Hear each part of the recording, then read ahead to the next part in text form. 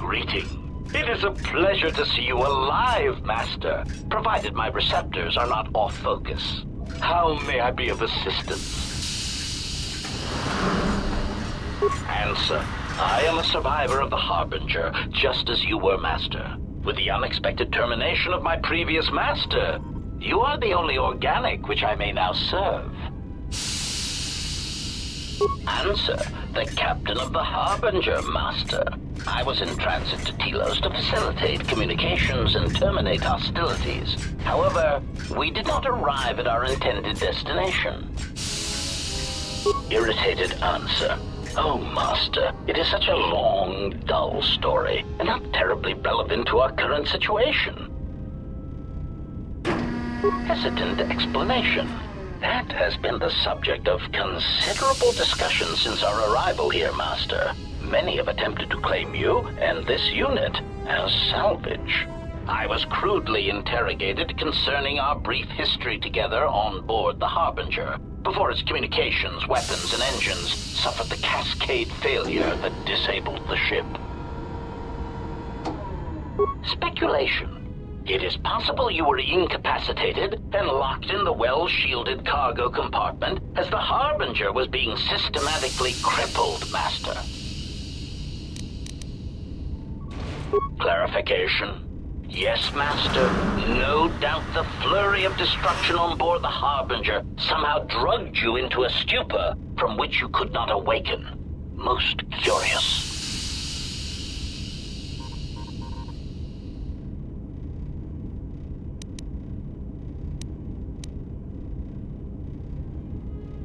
Placation, merely a turn of phrase, Master. The implication that your state was due to the result of ingesting large quantities of Juma juice was unintentional.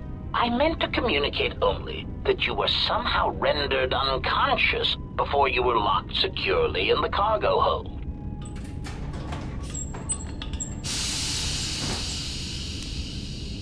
Clarification, by locked, I meant sealed, Master. My vocabulator seems to be malfunctioning.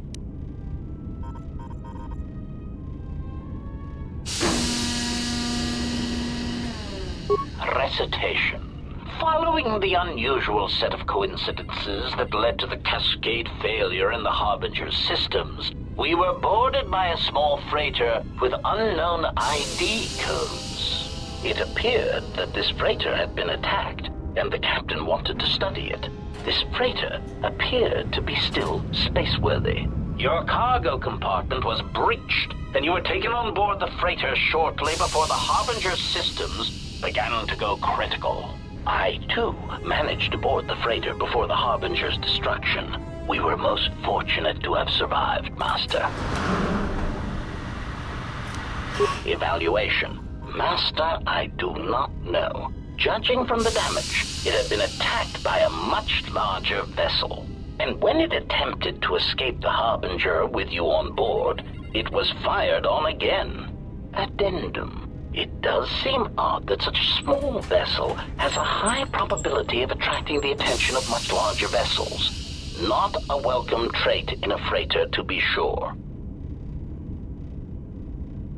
Explanation. I believe it was a smuggler's vessel by the name of the Ebon Hawk.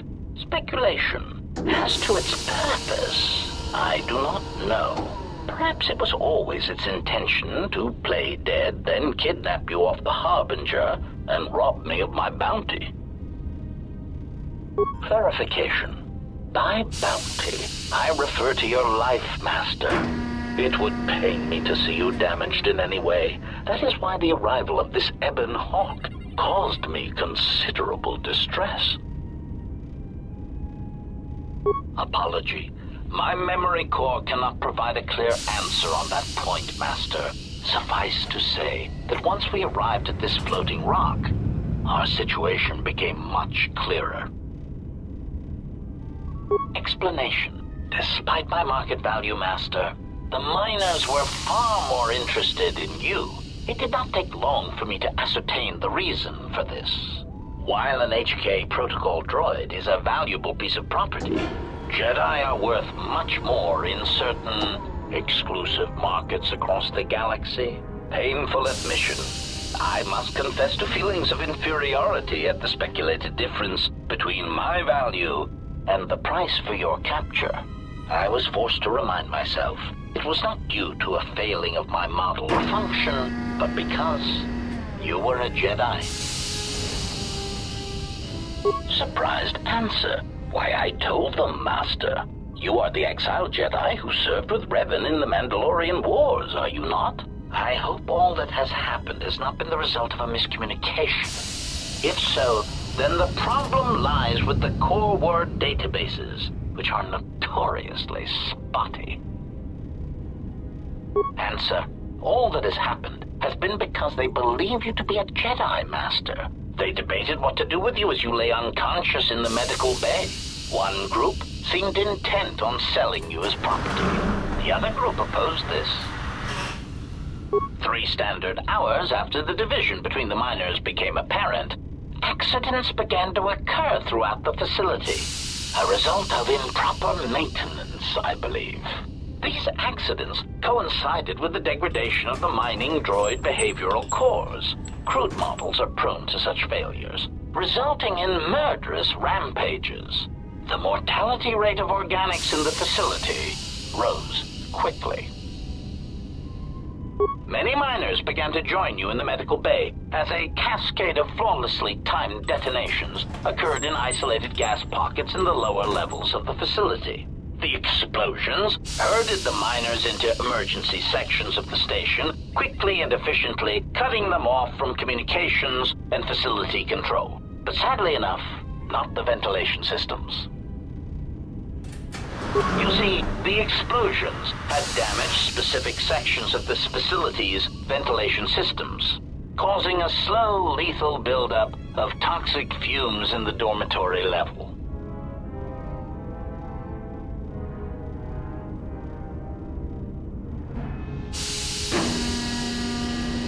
Answer. I do not know, Master. Ironically enough, any miner that fled to the dormitory level to protect themselves from the droids and the explosions would find themselves in a gas-filled death trap.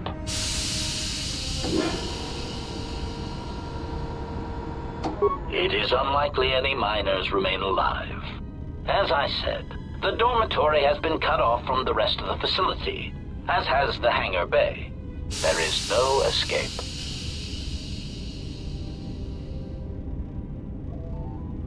Apology. Unfortunately, communication with the dormitory section is severed, Master. It is perhaps for the best, especially if any other accidents had occurred in that section. If that were the case, the severed comm link would have spared us the satisfaction of hearing the miners' screams as they lived out their last moments in fear and terror.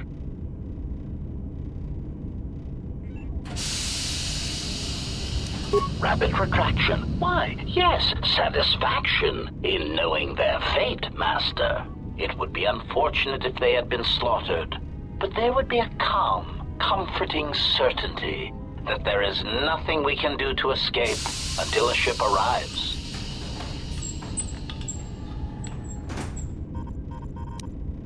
Theory.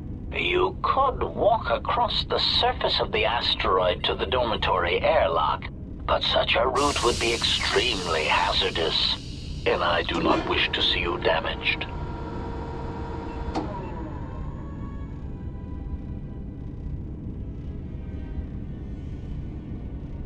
Morning. Master, continued exploration of this facility may place you in unnecessary danger. I encourage you to return to the medical bay and wait for retrieval from a vessel that is no doubt on the way, even as we continue this pointless conversation.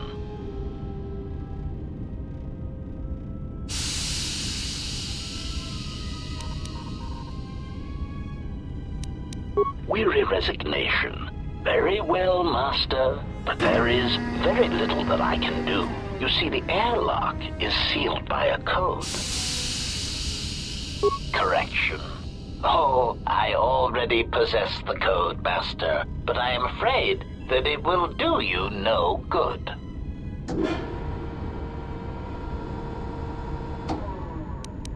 condescending explanation. Master, the console governing the droid maintenance area and the airlock is voice printed. Musing. In the last days of his life, the maintenance officer was quite careful about voice protocols, bordering on paranoid obsession. Conjecture. I suspect once he realized something was wrong in the facility, he voice-locked the droid bay functions. A prudent measure, but in the end, he met the same fate as the rest of the organics. Explanation. Yes, Master. Many consoles have voice recognition sensors built into their systems so that only selected individuals can unlock them. Condescending explanation. Oh, yes, Master. The code is Maintenance Control Voice Print ID R1B5. But unless the maintenance officer speaks the code, it is useless. Placating answer. Oh, of course, Master. I shall endeavor not to forget such descriptors in the future. If I do, I assure you it is merely a result of memory damage I have suffered since our arrival.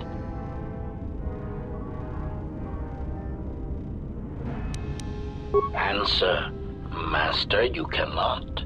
You are trapped here just as I am. There is nothing to do, except patiently wait for whatever the future has in store for us. Of course, Master. How may I be of assistance?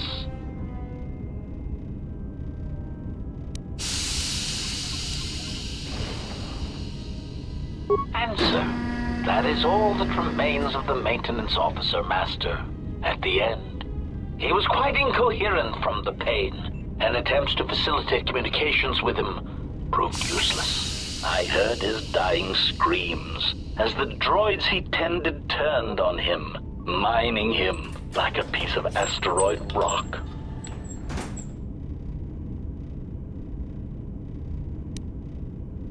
Recitation. Oh, yes, Master. The record of his last moments were... 5 droids, burning through the outer door. They're forcing their way into the bay. Please, someone that... Oh no, they're through! Oh, my leg! They're burning through my leg! Oh, stop! Stop, please! Addendum. His remaining attempts at communication are variations in decibel, Master, ranging from frenzied screams to gibbering inarticulate attempts to beg for his life. Objection. Master, to commit such an act would be in violation of the ethics programming most droids are believed to possess. I am afraid there is nothing that can be done. Irritated statement. Master, if you insist on echoing everything I say, this already tedious conversation is in danger of becoming even longer. Clarification. But yes, most droids are believed to possess ethics programming. Such programming would prevent me from using my incredible talents to break a voice print code. Of course, Master. How may I be of assistance? Hesitant answer. A T3 utility droid would be a common sight in this facility. It is indeed curious that I have not seen many since my arrival. However, I feel I must inform you that, droid prejudice aside, T3 models exhibit excessive individualism when not routinely memory wiped. This individualism can become such a nuisance that even a droid such as myself is tempted to reduce them to their base components, if not crush them into slag. But enough of my seemingly irrelevant tangent. Where did you leave the droid, Master? That would logically be the best place to look. Answer. Then that would explain why such a T3 unit isn't here, Master. I believe my photoreceptors are functioning adequately enough to verify that. Of course, Master. How may I be of assistance?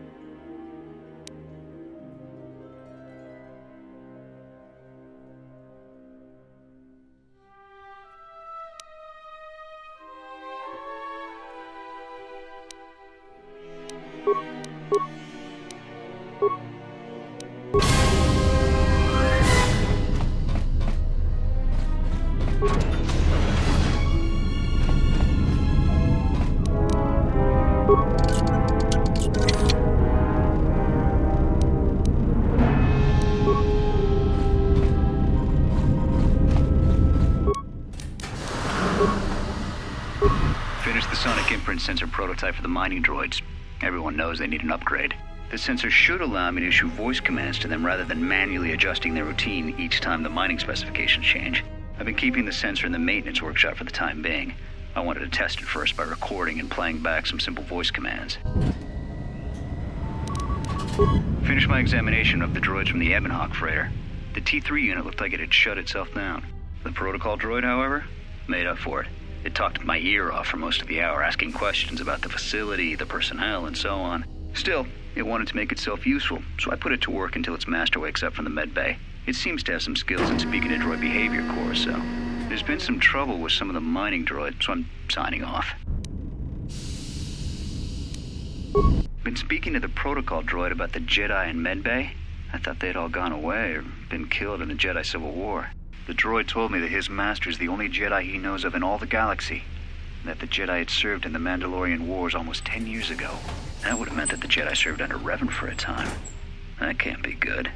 Everyone knows that all the Jedi who followed Revan fell to the dark side. Been too busy to enter a log for a while. There's been more and more accidents since that Jedi arrived. The miners are starting to get restless, especially Corda. Corda said the exchange is offering a huge bounty on Jedi Knights and that we can make a fortune if we sell the Jedi to Nar Shaddaa. Security shot down that idea pretty quick, but I don't think Corda and his men are going to give up that easy. I mentioned the trouble to the Jedi's protocol droid, and he seemed concerned about his master's safety. I told the droid not to worry. The Corda wouldn't. When the dock officer reported the droids repairing the Ebonhawk, I installed a voice print ID on the droid console system. Someone ordered them to repair that freighter, but I can't find a trace of the order anywhere. If anyone tries that again, they won't be able to do it from this terminal unless I let them. The voice print should cut any user off from the central functions unless I get the code. The maintenance check on the droids didn't help. If anything, the accidents have increased. Security interrogated me about the droids and they weren't too happy with my answers. I don't understand it, though. These aren't combat models. They shouldn't even know how to attack. I can't help but think, what if somebody staged the initial trouble with the mining droids just to get them all sent to maintenance, and then did something to them? I think security's right. Someone's trying to sabotage this facility and they're using the droids to do it. But why?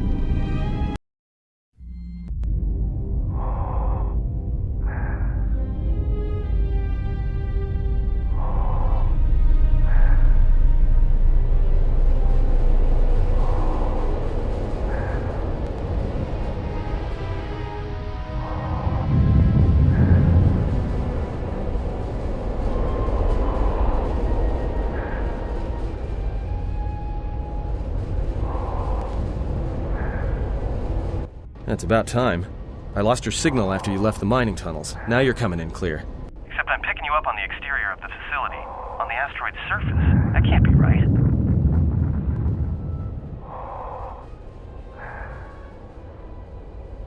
Huh? What are you doing out there?